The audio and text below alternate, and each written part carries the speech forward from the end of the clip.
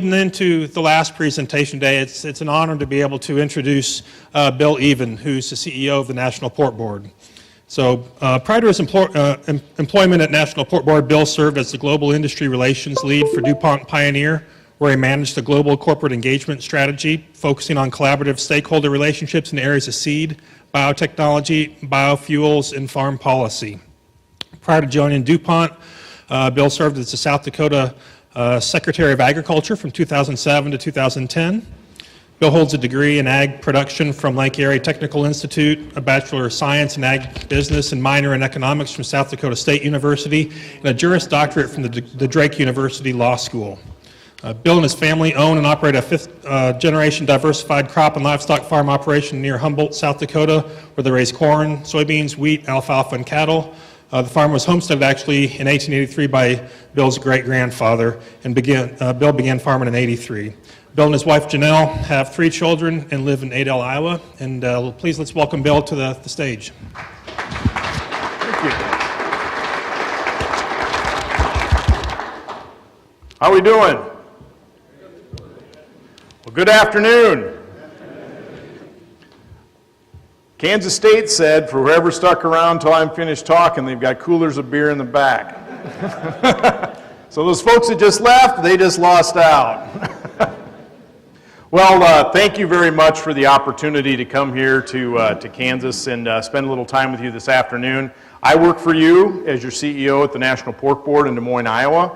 And Rob Christine, Rob, you want to stand up in the back? Rob's also with the National Checkoff. He lives over in Missouri, over in northeast Missouri.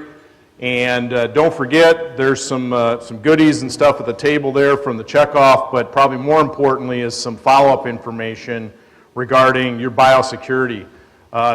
You just heard from Noel the importance of biosecurity, and now with African swine fever running rampant in Asia, this stuff's becoming more important than ever. If you're able to manage on the PRRS side, that should give you that defense that you need against other deadly viruses as well.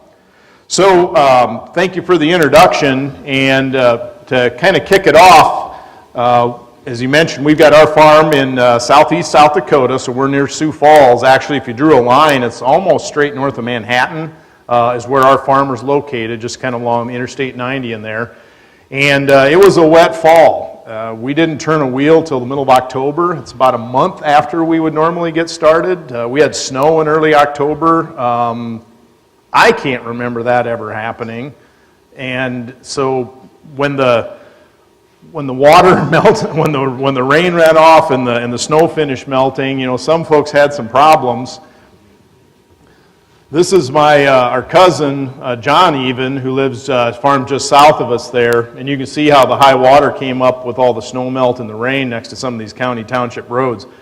He just about rolled that thing over in the slough. I don't know how he got it stopped in time, but it was a little bit of a wide-eyed moment when that happened. Took him about half a day with some semi-truck wreckers, get that thing pulled out of there. Luckily, he didn't do a lot of damage, but I think this probably sums up the 2018 harvest for a lot of people.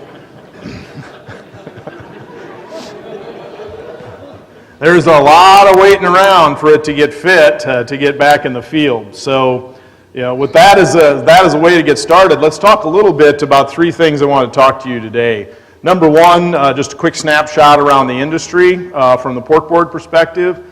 Number 2, something that's going to be important for you to know around what's changing in our industry and how your checkoff needs to change to meet your needs. And then last, some things that your checkoff dollars are being spent on. I think it's important when I run into folks in the countryside, they want to know, what are you doing with my money? And I think it's important that I have this opportunity to let you know, what are we doing with your money? So to take off, I'll talk a little bit about the pork industry today. And it's important to start here, because it's something that a lot of people maybe don't necessarily recall. But you've got 3 organizations working for you at the national level. First, and over on your left, is the National Pork Producers Council. Those folks do the lobbying, the legislative work, the international trade and policy work. They've got an office in Des Moines and an office in Washington, D.C., and they often got people traveling around the world.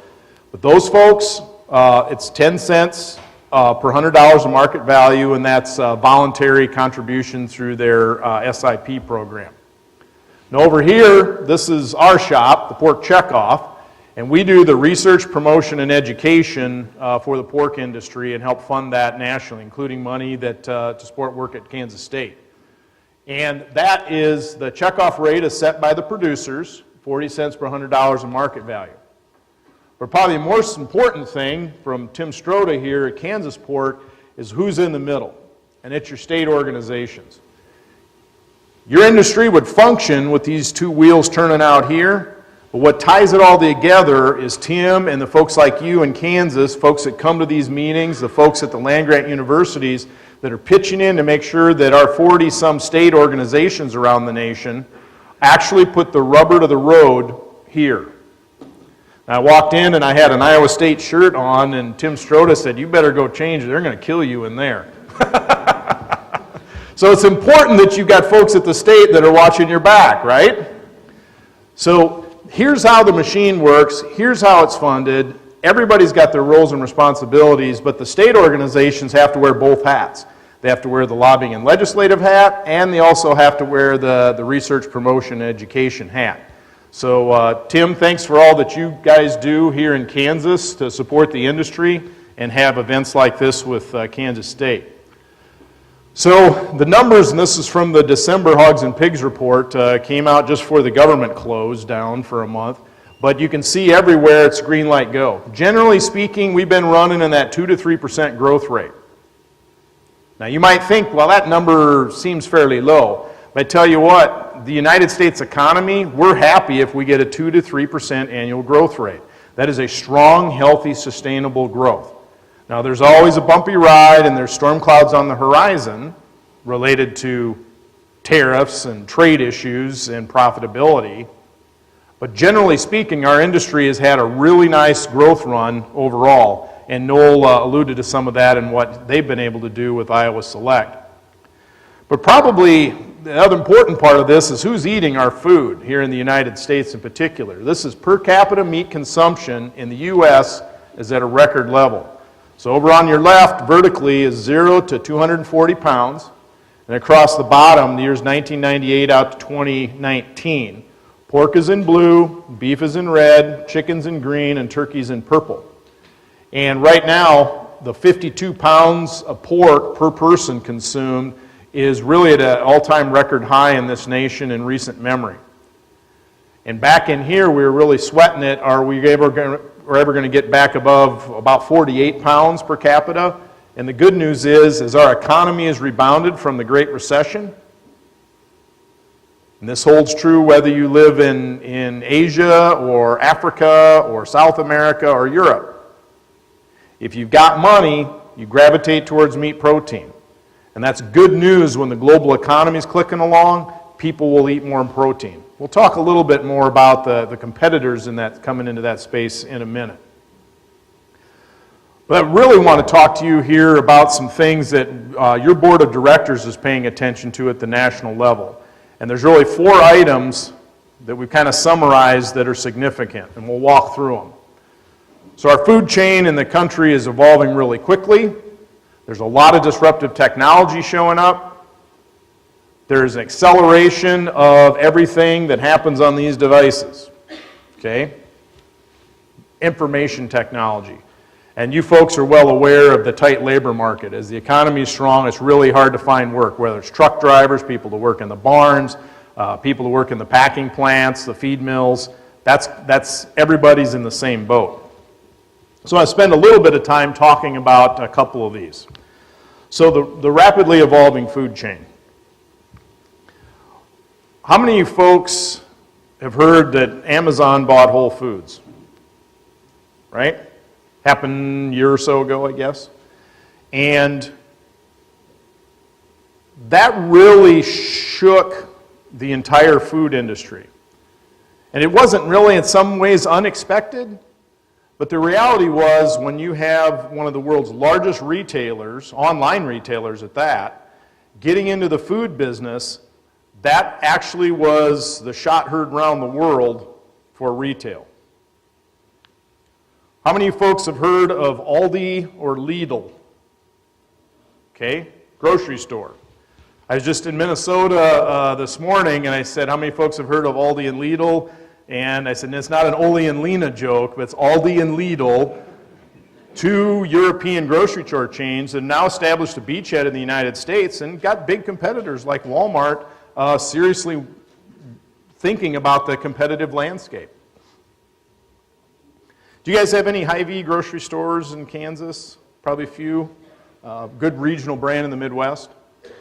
We had the opportunity, it was about 9 months ago, to sit down with Hy-Vee's leadership team in Des Moines, Iowa, and talk about what's going on in the retail world. And it was interesting in that conversation, what they told us was that over the past year, so this would have been in like 2017, there were more square footage of grocery stores closed in this country than the past 10 years combined. You stop and think about that. You know, the retail grocery industry is struggling to find out how are they going to fit in this modern world. And they're really realizing that what they really are, they're major real estate companies as well. Because they own these very large, 30, 100,000 square foot buildings that are designed around a model how I was raised to go grocery shopping. You get in your car, you drive 30 miles into town, you park in a parking lot and walk through the rain to go into the grocery store, get an iron trolley, you push it up and down the aisles and fill the cart full of stuff, and then you take all the items out one at a time, and then they're checked out one at a time. You put them all in there, you shove your trolley back out through the snowdrift, back out over the curve of the horizon to the other end of the parking lot where you parked, load everything into the car, drive 30 miles back home, re-execute the same process, hauling everything in, putting it into freezers and refrigerators and cupboards. The trend in retail is moving in a different direction. Heard of Uber Eats? What is it? I'm looking at the millennials at that table. What's Uber Eats? You can order your food and they will bring it, Uber brings it to you.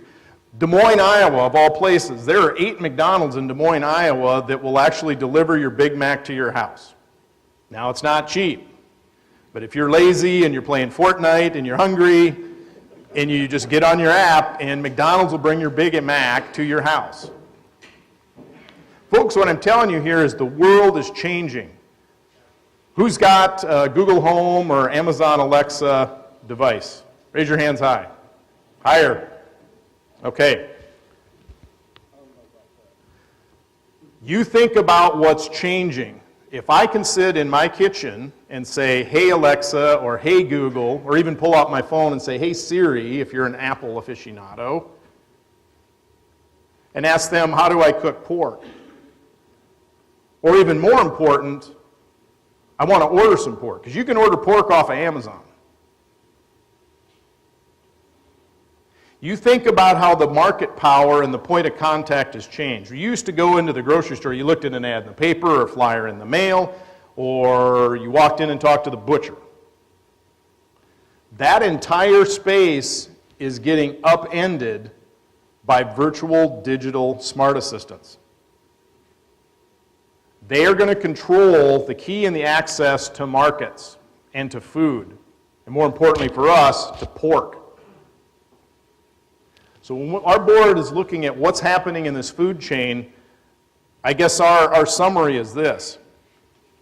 The washout and the pain and the transition that happened in the pork business in the late 90s and the early 2000s and the consolidation of the packing industry, the rise of integrated in contract relationships, that same thing is happening now in the retail world. And folks, we're not just raising pigs, we're raising pork. And we need to understand what those implications are, and your Checkoff has got an eye on that. Number 2, disruptive technology. Do we have gene-edited pigs? Yes or no? See some heads nodding. As my dad would say something, I can't hear your head rattle. We do. Now, they're regulated, they're in research, They're not available for public sale or in the food chain. But yes, there are PRRS-resistant, gene-edited pigs developed by PIC on the ground, alive, living in the United States. I can't speak to what's going on in China. Heck, they're editing people over there already. The point of this is that's disruptive technology. We've got blockchain, we've got artificial intelligence, we've got the Internet of Things, we've got machine learning. We've got, who's heard of alternative proteins? What you guys might have heard of, fake meat. I don't know, is that a legislative issue this year in Kansas, Tim? Not yet. Stay tuned, it was in Missouri last year, right? Coming soon to Topeka, I suppose. There's a reason plant-based substitutes and cellular-based meat are looking to get into this space. That's the chart I showed you earlier. Incomes are rising globally, and with global rising incomes, people want meat protein. They don't necessarily rush to the soy burger or the tofu burger of days of old. They want to have protein. And so these companies recognize that there's a business opportunity here because the field is growing. What is the world's most #1 consumed meat protein? Give me a guess. I wouldn't ask that if I had been not at a pork meeting, right? It's pork. 43% of all meat protein in the world consumed. 43% is pork. Beef comes in #2 in the mid-30s, and chicken comes in below that. So, the reason you've got disruptive technology, the Checkoff and you as an industry need to be aware of what are we going to do about it. Number 3, digitization and democratization of information. Long $5 words. I put it this way. There's an old adage that a lie goes halfway around the world before the truth even puts its boots on. Heard of that? It's how rumors spread, misinformation spreads. This has put that on steroids. The ability for information to move in the blink of an eye or a tweet somewhere and get retweeted and get followers. You can generate social movements, you can disrupt companies, you can get people to lose their jobs. It can all happen in a matter of 48 hours. The ease at which you're able to attack an industry or to praise someone, it cuts both ways, has never been so quick. And we're living in that space today, folks. And your Checkoff needs to make sure that it understands how it's going to play both proactively as well as reactively in that market. But it's worth looking at the history. So we're standing on the shoulders of giants, the people with gray hair that helped build this industry and helped build these state associations started back in the 50s and 60s. The National Swine Growers Council, the Moline 90, Nickels for Profit. Tim, do you know offhand what year did Kansas Pork get established? 1956. So you move forward to the passage of the Checkoff, the Pork Act in 1985. You as producers went to Congress and said, we want to levy an assessment on our industry to do research, promotion, and education and to professionalize and drive our industry forward. You developed Pork the Other White Meat, one of the most successful advertising campaigns of its era. Had greater brand recognition than Nike Just Do It. You think about that. We made pork relevant in the meat case back in the 80s and the 90s. We shifted from that lard type hog from World War II up to the lean meat type hog that the public was demanding. You folks did that and drove that. And you move forward to the rough, choppy time of the late 90s, where the producers, there was a lot of angst, and it led to the split between the National Pork Producers Council and the National Pork Board. Now, there's no bad blood there today, but the point of it was, in 2001, the Pork Checkoff woke up one morning, had 90 employees and a budget, and had to execute this mission that they had hired NPPC to do for years, and they did it well. So we go from the 50s and 60s to the 70s to the 70s and 80s, and the 80s to 90s to the year 2000. We've been running on this same business model now for close to 20 years. Who here is currently in school at K-State? Okay, how old are you? 22.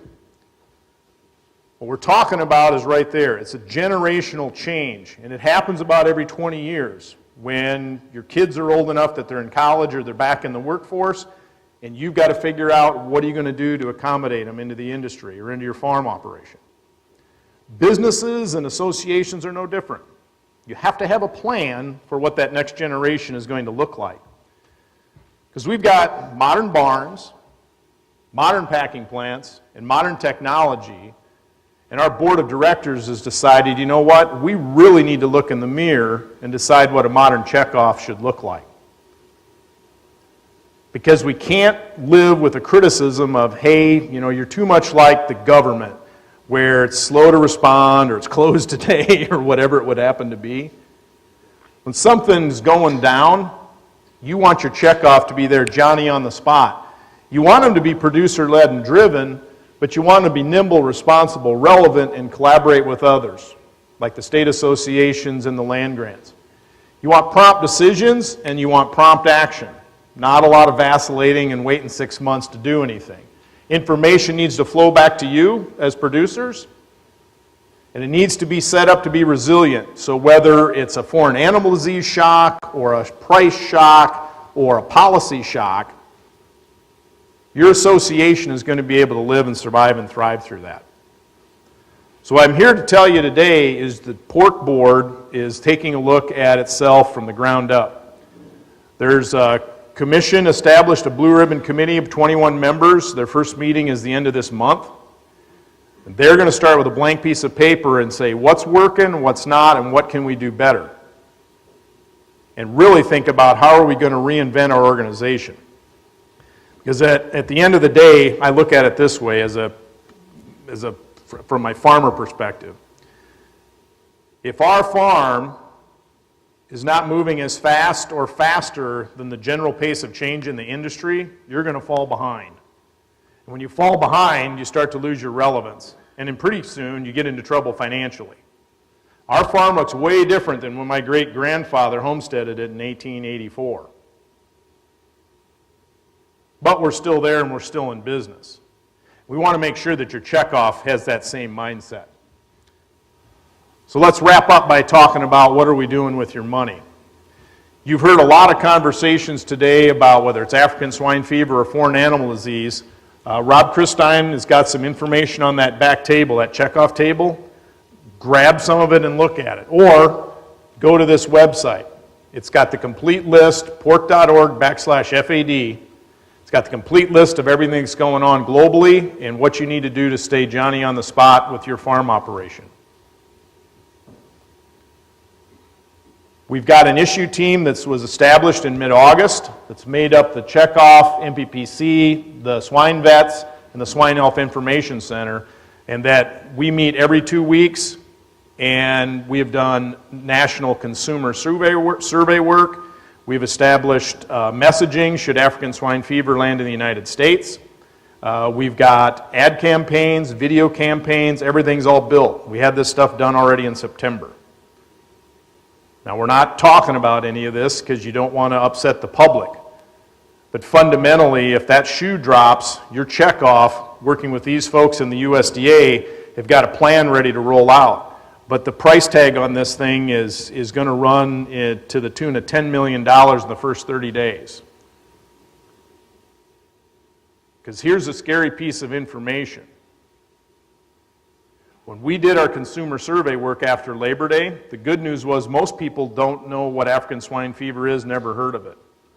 The bad news is, with a little bit of information, 50% of the American public said, just to be on the safe side, let's take all the pork out of grocery stores. You let that sink in. We'd lose our export markets, so 27% of our product would land back in the United States. We'd be quarantined, you wouldn't be able to move, the pigs would be dying, it'd be on the news, and half the public says, you know what, I'm not really sure that I'm comfortable eating the product. We probably shouldn't have it in the stores. That's a very bad place for us to be in. And that's where this team of folks, along with Secretary Perdue and others, are going to have to be Johnny on the spot and real aggressive in the first hours after something hits. Your checkoff is got the bullets in the gun in preparedness. So part of that, and this goes back to what Tim said and goes back to what you just heard from Iowa Select, go to SecurePork.org. It's a website built with Iowa State that really puts together a lot of information on what you need to do for biosecurity. The Checkoff is spending $8 million working with Texas A&M to build, I guess, a digital tool to allow information to flow to your state vets should we have a problem. There is a lot of work going on behind the scenes with your Checkoff right now, but it only is going to work if you go to SecurePork.org and follow through on some of the things that Tim and others will be telling you about ad nauseum in Kansas. All right. How many's heard of We Care? Every hand should go up if you're in the pork industry. How many years has We Care been in place? Give me a guess. Is the audience participate? Hey, yes. 10 years. The pork industry sat down and said, how are we going to approach this whole sustainability deal? You know, we're talking, this is like 2006 when this conversation started. And you folks decided you were going to establish a set of 6 principles that are there on the screen that you're going to live by. And a year ago, actually a year ago this week, the pork industry sat down with NGOs, with retailers, with restaurants, big name brands, McDonald's and Walmart and on and on and on. We spent 2 days in Dallas, Texas, listening to them around what's the current state of expectations around the environment and sustainability. And we had a group of producers that came up with 3 goals and a recommitment to We Care. You're going to be hearing a lot from us and the National Pork Producers Council in 2019 going forward. Those stickers on the buildings, 10 years old, they're faded. The posters in the barn, probably torn down, lost, got hit with a pressure washer. Who knows what happened to it? But a decade in, it's like renewing your marriage vows. You know, maybe your wife's got to drag you to the altar again. But it's time for us to think about it. And so what we're going to be doing, and we're launching this with some pilots in Minnesota, in Iowa, and in North Carolina. 3 states that have got a lot of active litigation going on in the pork industry. Citing problems in Minnesota, water quality lawsuits in Iowa, and North Carolina litigation against the Smithfield production system now. We're going out, and you as producers would pick what's a principle that you do well on your farm and you're proud of. And we want to get that recorded. And we want to be able to give that information to Tim Stroda so that he can amplify that in the state of Kansas. Folks, we do a lot of good things, but we are humble people. And we do a pretty mediocre job of telling our story or bragging. But when Walmart establishes a Project Gigaton around climate change, when Tyson establishes their greenhouse gas emissions targets, when all of these major companies are making promises to the investor community, that stuff rolls downhill. And we as an industry aren't afraid of that because we do things right. We've been under manure management regulations for 20 years. We do things right in this industry. So we're not running away from this, but what we do need to do is capture what we are doing and doing well and make sure that that story is getting told in the corporate office of McDonald's in Chicago, in the corporate offices of Walmart in Bentonville, Arkansas, in the corporate offices of Costco out in Seattle. Because when they understand that you guys have already got your act together, they're much more comfortable saying, you know what, we're proud to feature pork in our stores. That's where this is going. International markets. I mentioned to you that 27% of our pork is sold overseas.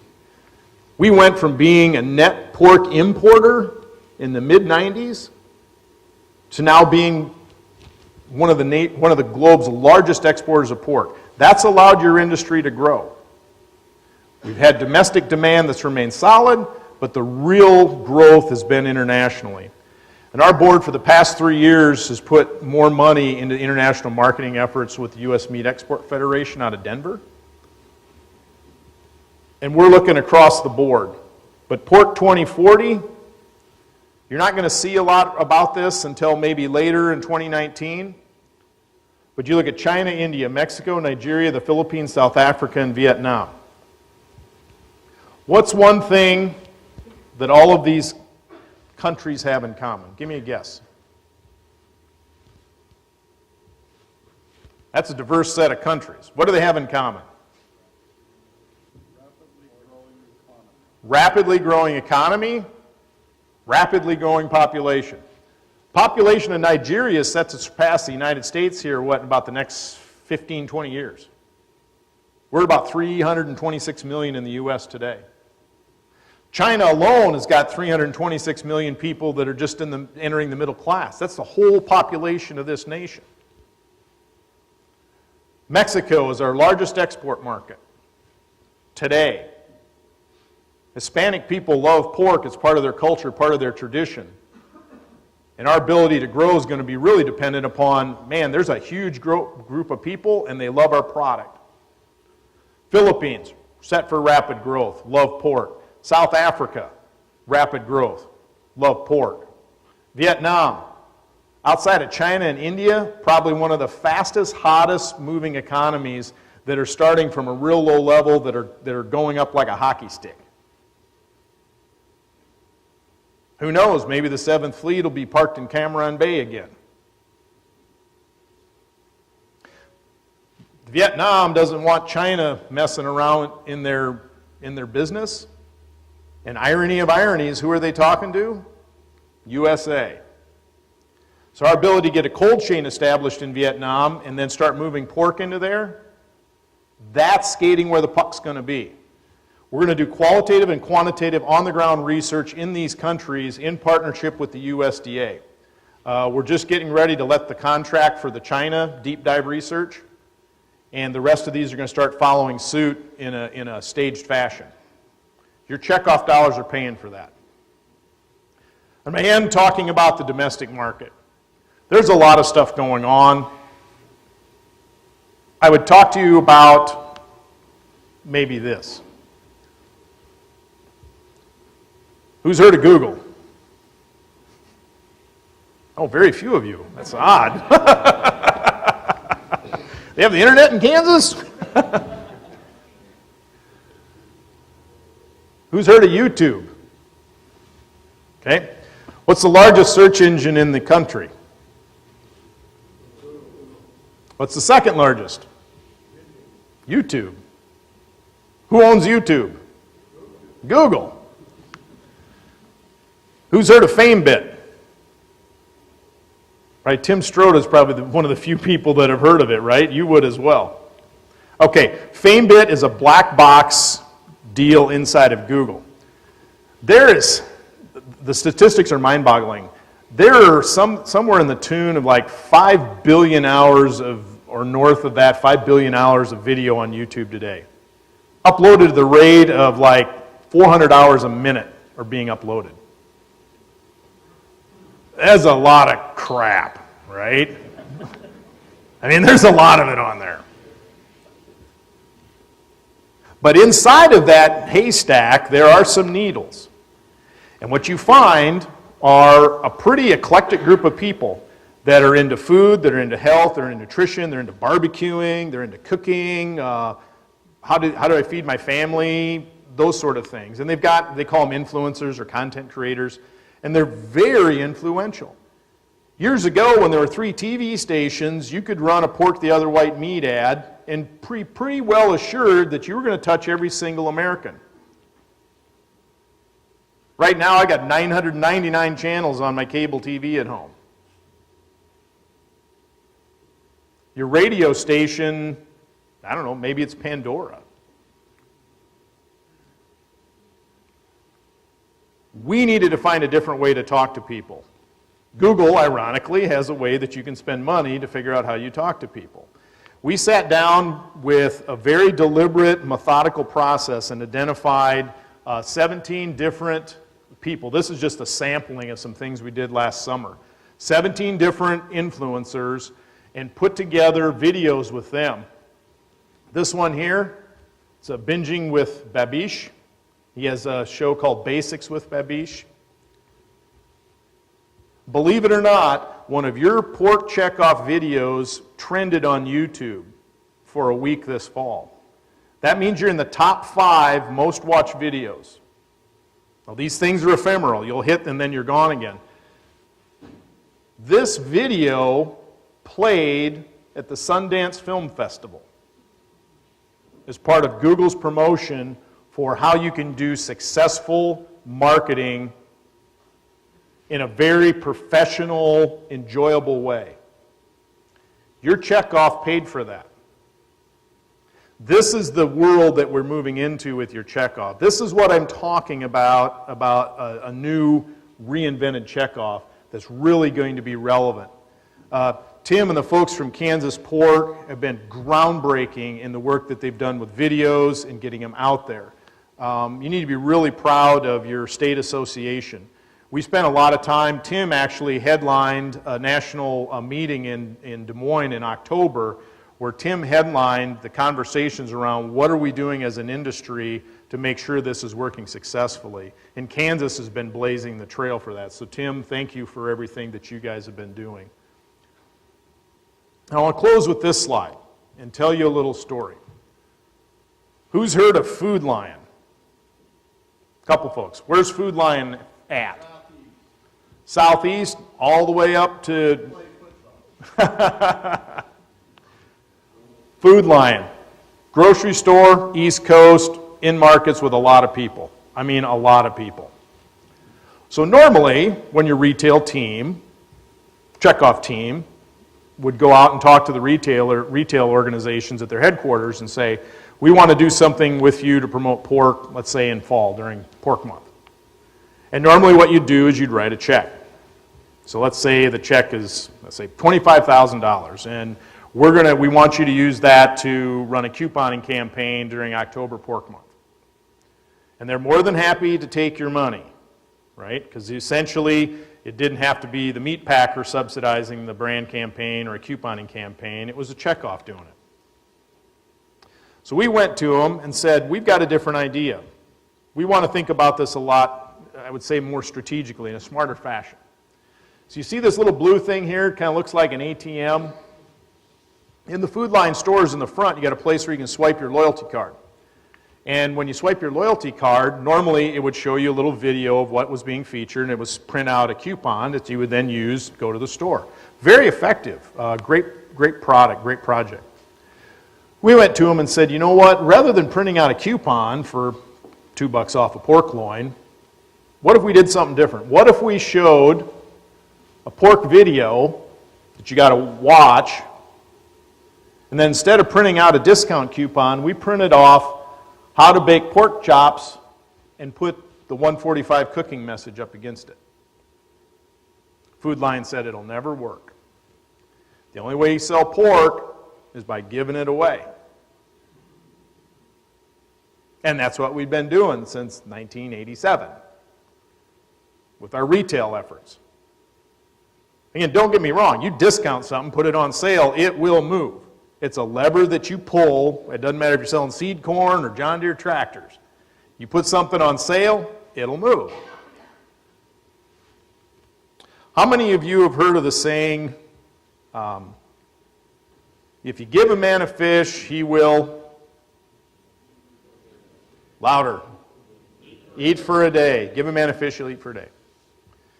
You teach a man how to fish, and he'll never come home.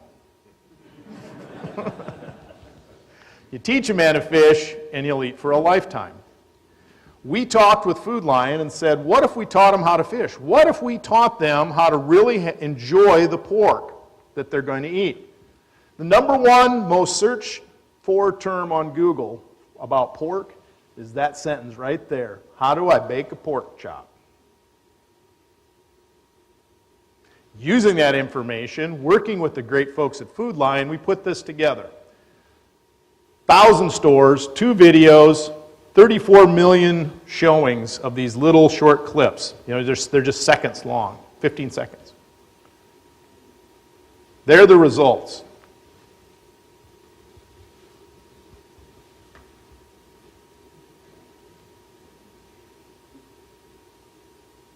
And you didn't give away your product.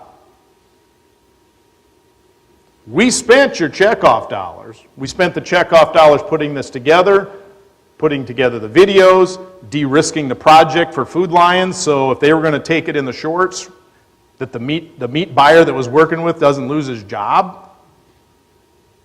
Folks, this is what I'm talking about, being smarter as a checkoff. There's still going to be couponing campaigns and specials and opportunities to grill and interact with folks at the fair and the county fair and at the parking lot of a supermarket. That stuff's all good. On the back end, we're living in a different world. And the ability to actually work as a team with Tim at Kansas Pork all the way through that supply chain, that's the new way that the Checkoff is reaching out to both consumers as well as the folks in the chain to make sure they know how to sell your product properly. So, with that, I want to thank you very much for your time and attention. Make sure you ask the Kansas State folks where that beer's at. They are giving me dirty looks right now. I want to know where it's at too. Yeah. So it's okay. This is a college town. There's got to be bar here in town, right? Anybody have any questions for Bill? I think they're all ready to go home. We got one in back. Grace. So last week, I think it was McDonald's had free bacon day. I was curious if you had any influence on that. If not, how can you feed off that? So the question was, McDonald's ran a promotion the end of February for bacon hour at their stores. So you've got a team of chefs as well as retail folks working for you at the Checkoff. And we have relationships with all the major chains. We visit with them about anything from animal welfare issues and antibiotics all the way out to food. We had some really good conversations with McDonald's about a year ago. They closed their Oak Park, Illinois offices, moved everything to downtown Chicago, restructured. As part of that process, a lot of the folks that used to be on the pork team were all gone. And so we flew our folks into Chicago and spent time with McDonald's and their new staff, educating them about what's happening in the pork industry, including opportunities. One of the things we said to McDonald's is bacon helps you sell anything, right? It's the gateway drug for vegetarians. I mean, it just works. It's like crack. But the point of it was, even talking with quick service restaurants like McDonald's and saying, what if instead of having your bacon thin enough to read the newspaper through it, how about if you doubled the thickness? You had thick cut bacon. There's good seasoning on it. The marginal cost is relatively small, but suddenly you've literally doubled bacon sales because you've increased the thickness of it by 50%. Wendy's is running a Baconator special now too.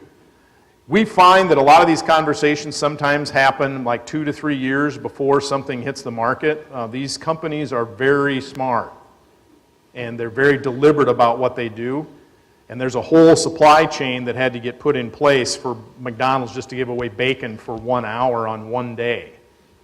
So I'm not going to directly answer your question because sometimes we don't talk about some things that we may or may not have in the works. We often have non-disclosure agreements in place with a lot of these firms.